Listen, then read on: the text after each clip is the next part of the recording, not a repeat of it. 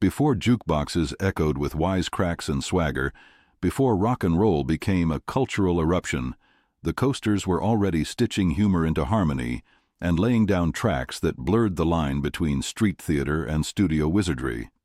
They weren't polished showmen when they began. They were survivors, hustlers, dreamers, men of rhythm and reason, men who knew how to sing and how to make you listen with a smile. Their story begins in Los Angeles, but its roots stretch back to the grittier corners of rhythm and blues through the lineage of the Robins, a West Coast vocal group shaped by the early stirrings of post-war R&B. In that group stood Bobby Nunn and Carl Gardner, two vocalists with voices that could slice through brass and silence alike. Nunn brought a low-end growl laced with sly humor. Gardner, a sharper, cutting tenor, carried both fury and finesse. In 1955, the Robins had a local hit with Smokey Joe's Cafe, written by Jerry Lieber and Mike Stoller, two young white songwriters with an uncanny grasp of black vernacular and a knack for storytelling that could twist in 4-bar bursts. That single caught the ears of Atlantic Records, which wanted national distribution, but the label only wanted Nunn and Gardner. The rest of the Robins weren't part of the deal. So the split happened. Carl Gardner and Bobby Nunn walked away and formed a new group with fresh voices. They added Billy Guy, who could croon and crack jokes in the same breath, Leon Hughes, whose tenor lifted the group's upper harmonies, and Adolph Jacobs, a gifted guitarist barely out of his teens. Thus began the Coasters. Their name, chosen to reflect their West Coast roots, was plain, practical, but nothing about their sound was ordinary. Their first release, Down in Mexico, arrived in 1956. It was sultry and strange, an unlikely fusion of Latin shuffle, spoken-word patter, and gospel fire. Gardner handled the lead with feverish energy, while the rest of the group filled in the cracks with color and commentary. The track made modest waves, peaking on the R&B charts, but it introduced something new, songs that told stories, vivid and ridiculous, tragic and hilarious, all at once. Lieber and Stoller had found their muses. The partnership between the Coasters and the songwriting duo would become one of the most unusual and fruitful in music history. These weren't syrupy love ballads or background harmonies. They were mini-dramas, streetwise fables, comic sketches delivered with pitch-perfect timing and immaculate harmonies. With songs like Searchin', Young Blood, and Yakety Yak, the Coasters rocketed to national attention. Searchin' sat on the R&B charts for 13 weeks at number 1 and broke into the top 5 on the pop chart. Young Blood reached similar heights, its tale of teenage longing wrapped in lusty vocals and raw arrangement. Yakety Yak, released in 1958, was something else entirely. Backed by King Curtis's baritone sax and driven by snappy rhythms, it became an anthem of teenage rebellion. But unlike the angst-laden cries of later rockers, the Coasters made it funny. The line, "Don't talk back," became part of American vocabulary. Their music was for dancing, yes, but it was also for grinning, chuckling, even acting out. In a genre obsessed with heartbreak and swooning, the Coasters brought mischief. They were the pranksters of doo-wop, the wisecracking uncles of early rock. Billy Guy's baritone became a secret weapon. He wasn't just a singer, he was a voice actor in song. His delivery on Charlie Brown, "Why's everybody always picking on me?" was playful but tinged with something deeper.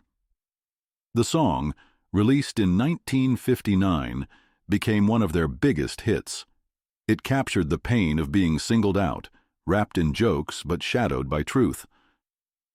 Carl Gardner, always the linchpin, never let the group drift into chaos.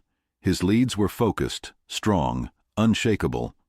Leon Hughes and Adolph Jacobs added flair and harmony, while newer additions like Cornell Gunner and Will "Dub" Jones, both of whom came from the Flares and the Cadets, brought even more energy. Jones's deep voice was unforgettable. On Yakety Yak, his retort, "Don't talk back," delivered like a thunderclap, became one of the most iconic moments in music. It wasn't just delivery, it was theater, squeezed into 3 minutes. As the decade turned, the Coasters could do little wrong. Poison Ivy, Along Came Jones, Little Egypt, and Shopping for Clothes kept them on the charts and on tour. Their songs became classroom ditties, movie soundtrack material, fodder for impersonators and comics. Kids sang along without knowing they were hearing musicians with deep blues roots and gospel credentials. But life off stage was rarely as light-hearted. Carl Gardner, the son of a Baptist minister from Tyler, Texas, had endured poverty and rejection before success came. He married early and remained a family man, though fame strained everything.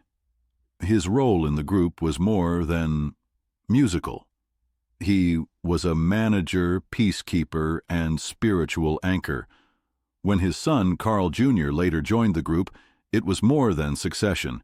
It was a healing thread across generations. Billy Guy's story veered darker. He battled addiction for years, bouncing in and out of the group. He tried launching his own record label and briefly performed stand-up comedy. His voice remained a crowd pleaser, but his demons caught up with him. Guy died in 2002, leaving behind both fans and questions. He was irreplaceable and misunderstood, brilliant and broken. Cornell Gunter, whose soaring tenor helped define the group's later period, met a tragic end. He was murdered in Las Vegas in 1990, shot in a parked car in a case that remains unsolved. His death stunned the music community. Gunter had been performing just days earlier. Will "Dub" Jones died in 2000. He had lent his booming bass to both the Cadets, stranded in the jungle, and the Coasters, anchoring songs with vocal depth that no microphone could fully capture. Leon Hughes, the last surviving original member for many years, kept the Coasters' name alive through independent performances. He passed away in March 2023 at the age of 92. His dedication was unwavering. He had once said he never stopped singing because it kept him young. For decades he toured with various lineups, always insisting on keeping the harmonies sharp, the clothes immaculate, the spirit true. By the late 1960s, the Coasters' chart power had waned, rock had evolved, and new sounds dominated. But the Coasters never really stopped. They adapted. Different versions of the group toured across the U.S., some led by Gardner, others by former members or promoters. Lawsuits over naming rights became common. Fans were often confused. Who were the real Coasters? Sometimes multiple groups performed in the same city on the same night. Carl Gardner fought to protect the name. In 1987, he successfully registered it with the U.S. Patent and Trademark Office, securing his legal claim. Even so, disputes never truly stopped. Promoters exploited the ambiguity. At one point, more than a dozen groups claimed to be the Coasters. Some sang with authenticity, others cashed in on a familiar name. Carl Gardner continued to perform well into the 2000s. He wrote an autobiography, Yakety Yak I Fought Back, detailing the exploitation, racism, and personal turmoil behind the jokes and chart success. His honesty gave fans a new window into the sacrifices behind the suits and smiles. In 1987, the Coasters were inducted into the Rock and Roll Hall of Fame. They were the first vocal group to receive the honor. For Gardner, it was long overdue. He delivered a speech tinged with gratitude and weariness. He had buried bandmates. He had sued former friends. He had seen his songs covered by everyone from the Beatles to Frank Zappa. Yet many fans still knew only Yakety Yak. The group's recordings, largely written and produced by Lieber and Stoller, became fixtures in soundtracks, commercials, and nostalgia tours. Their style influenced everyone from the Drifters to the Temptations to the Beach Boys. Though they rarely received writing credits, their delivery brought the lyrics to life. Carl Gardner passed away in 2011. His death marked the end of an era. He had led the Coasters through 5 decades of cultural change, refusing to let the music be forgotten. His son, Carl Jr., continued the group briefly before stepping away. The Coasters weren't saints. They drank. They fought. They clashed with managers and sometimes with each other. But when they sang, something clicked. Their records crackled with life, irreverent, sharp, often absurd, but never careless. Each track was a vignette, a boy in trouble, a smooth-talking hustler, a heartbroken lover, a rebellious teen. Their humor masked pain, their harmonies disguised struggle. They sang about schoolyard beatings and maternal scoldings, but behind the jokes were real experiences of poverty, racism, war, and disappointment.